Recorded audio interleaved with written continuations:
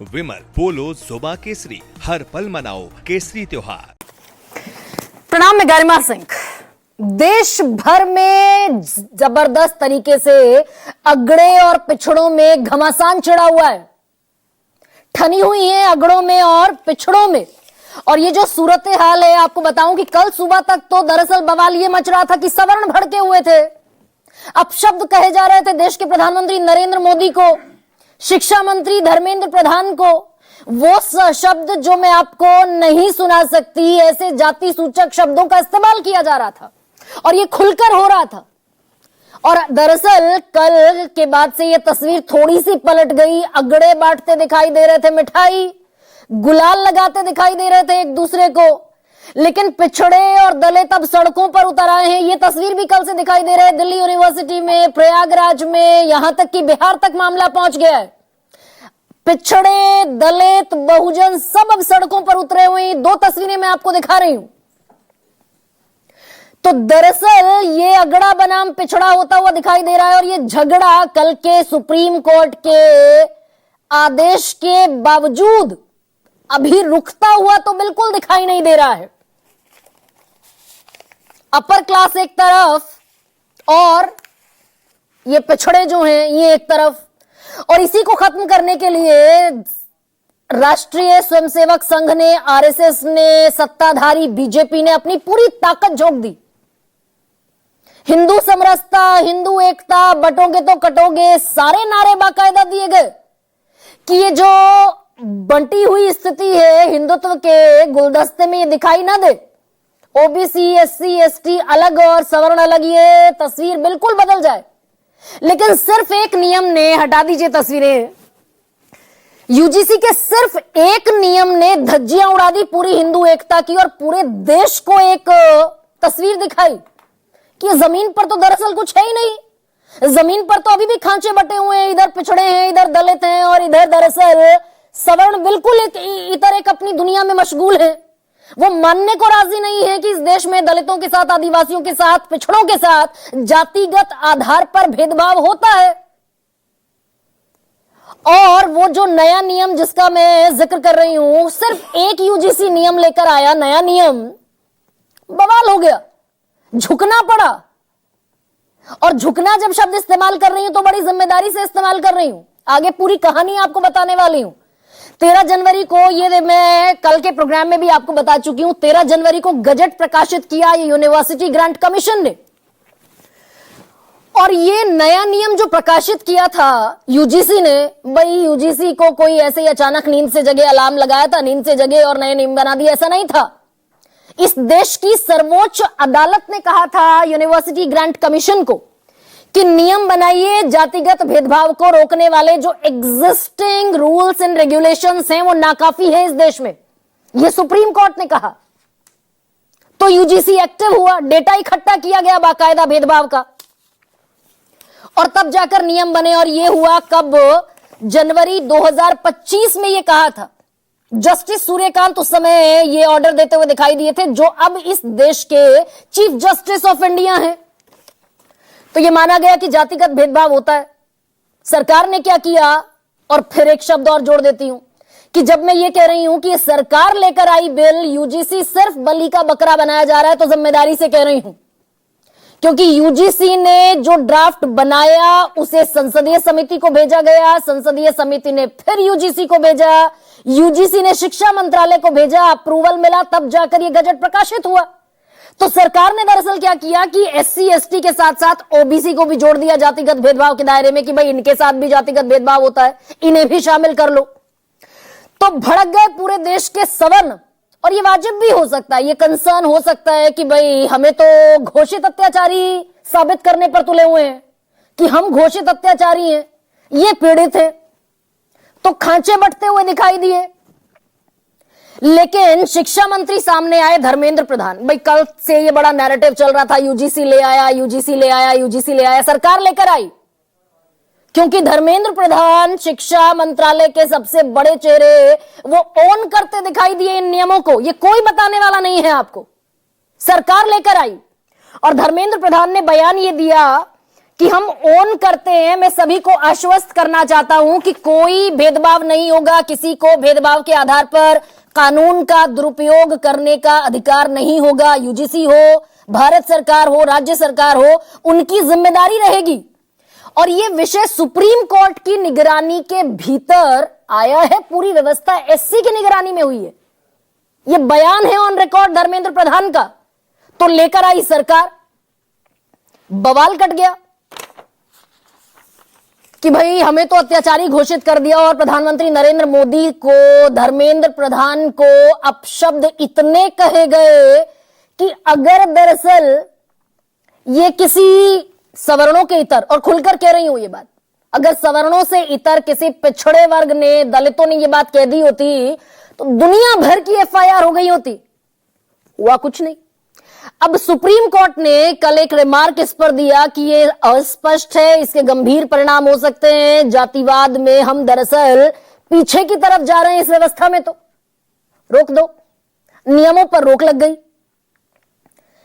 अब जब नियमों पर रोक लग गई तो एक और कमाल और दिखा। ये तस्वीरें अभी मैं दिखाने वाली हूं, तो सवर्णों ने खूब मिठाइयां बांटी, गुलाल लगाया एक दूसरे के चेहरे पर, पंडित जीत गए, ठाकुर जीत गए, ये भी नैरेटिव चलता हुआ दिखाई दिया। बंटवारे वाले पीछे रह गए, पंडित ठाकुर जीत गए, ये नैरेटिव भी चला। तो भाई नियम बनाया सरकार ने, कानून लेकर आई, रेगुलेशन लेकर आई सरकार, शिक्षा मंत्री, और शिक्षा मंत्री बगैर, प्रधानमंत्री नरेंद्र मोदी के बगैर ये रेगुलेशंस ले आए होंगे, ऐसा भी नहीं हो सकता। तो जो बयान आए कल के बाद से सुप्रीम कोर्ट ने रोक लगा दी। बयान क्या है? निशिकांत दुबे, बीजेपी के हालांकि बड़े नेताओं ने, धर्मेंद्र प्रधान तो ओन करते दिख रहे थे कानून को, यानी उनकी रजा थी। रजा किस बात में थी? कि ओबीसी को शामिल किया जाना चाहिए। निशिकांत दुबे कह रहे हैं सुप्रीम कोर्ट ने वही किया जो मैंने कहा था कि संविधान की धारा 14 और 15 के तहत देश के कानून चलेंगे। मोदी जी पर भरोसा रखिए। गिरिराज सिंह कह रहे हैं कल का बयान मैंने आपके सामने पढ़ा था, और शब्दों पर गौर करते जाइएगा कि भाई ओबीसी मंत्री धर्मेंद्र प्रधान तो कह रहे हैं कानून सही है, वैलिड है। गिरिराज सिंह कह रहे हैं कि दरअसल ये तो सनातन को तोड़ने की कोशिश थी। मैं देश के गृह मंत्री, देश के प्रधानमंत्री का आभार व्यक्त करता हूं। ये गिरिराज सिंह कह रहे हैं, वो भी केंद्रीय मंत्री हैं। तो गिरिराज सिंह और निशिकांत दुबे अपनी ही सरकार के शिक्षा मंत्री के खिलाफ खड़े हुए दिखाई दे रहे थे। कल की जो तस्वीर थी, सनातन को बांटने वाले यूजीसी के नियम पर माननीय सर्वोच्च न्यायालय द्वारा रोक लगाए जाने पर हार्दिक आभार, ये पहली लाइन है उनकी, गिरिराज सिंह की। और ट्विटर से डिलीट कर दिया इस ट्वीट को, और फेसबुक पर अभी तक बना हुआ है ये ट्वीट। तो सनातन को यानी सरकार बांट रही थी, पिछड़ों में, अगड़ों में, दलितों में, ये मंशा थी सरकार की। अब लेकिन जो तस्वीरें मैं आपको दिखाने वाली हूं, ये है आज की खबर। अब सवर्ण उबले तो 3 दिन के भीतर सुप्रीम कोर्ट बैठा, और सुप्रीम कोर्ट ने कल एक बड़ा कमाल का मजाक भी किया इस देश की जनता के साथ। अपनी ही टिप्पणी को, अपने ही रिमार्क को, अपने ही ऑर्डर को पलटता हुआ दिखाई दिया सुप्रीम कोर्ट। 25 जनवरी 2025 को, जनवरी 2025 में कह रहा था नियम बनाओ, अब नियम बना दिए तो कल कहता दिखाई दिया सुप्रीम कोर्ट, वही justice Suryakant, chief justice of India हो गए। अब वो कह रहे हैं कि भाई ये तो जात पात में बांटने का पाप है, तो भाई जातिगत जनगणना पर रोक लगा दीजिए। तो कल से ही जो तस्वीरें दिखाई दे रही हैं, प्रयागराज में दलितों के बच्चे, पिछड़ों के बच्चे निकल आए। दिल्ली यूनिवर्सिटी के आर्ट फैकल्टी से लेकर कई जगहों पर इस तरह के प्रदर्शन दिखाई दिए। सुनाइए जरा कैसे कैसे नारे लगते दिखाई दे रहे हैं कल से अब तक। देख रहे हैं तस्वीर है, और सबके हाथ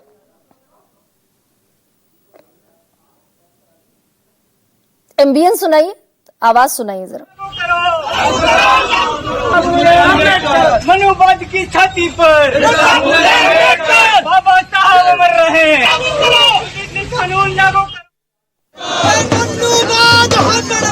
तो आज भी यूनिवर्सिटीज के अंदर जाति भेदभाव होता है। यूजीसी अपनी रिपोर्ट में खुद 118% डाल किया है। अगर 2012 का एक कार्यकारी होता ना तो रोहित वेमुला कांड नहीं होता।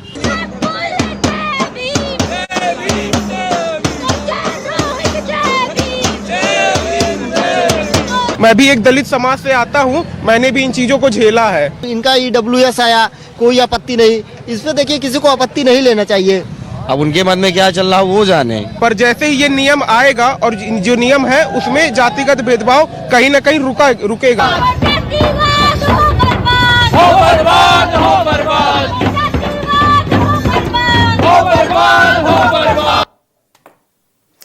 अब ये नारे लगते हुए दिखाई दे रहे हैं तो जितनी तत्परता सवर्ण छात्रों के विद्रोह पर, उनके बवाल पर, उनके भड़कने पर दिखाई दी, इतनी ही तत्परता ये दलित कितने फीसद हैं इस देश में और पिछड़े कितने फीसद हैं? 52% 2011 की जनगणना के मुताबिक।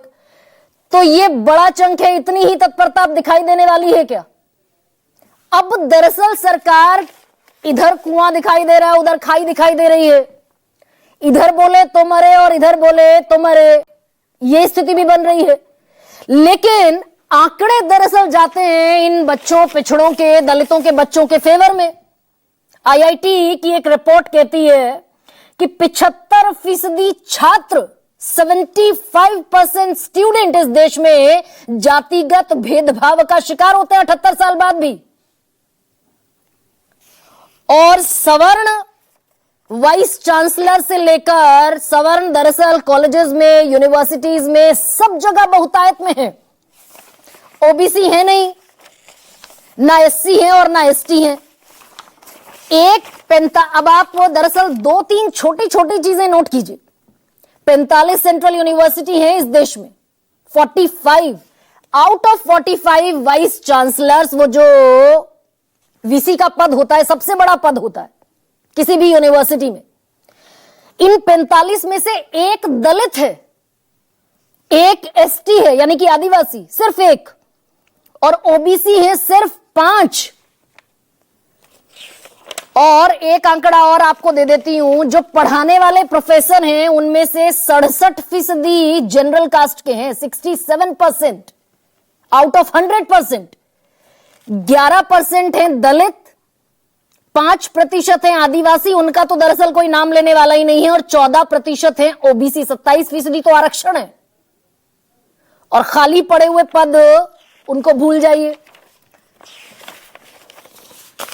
और एक और भाई, ये भी 2-3 दिन से नैरेटिव खूब चल रहा है कि, और सवर्ण बच्चों ने ये मुद्दा उठाया कि SC ST एक्ट का तो बेजा इस्तेमाल होता है, दलित एट्रोसिटी एक्ट का बेजा इस्तेमाल होता है। तो एक रिपोर्ट में आपको एक और बता देती हूं, सिर्फ 14% मामले ऐसे निकले जिनमें यह पाया गया कि शिकायतें झूठी थी, और सिर्फ झूठी थी उसमें ऑब्लिक लगा दीजिए कि सबूतों की कमी थी।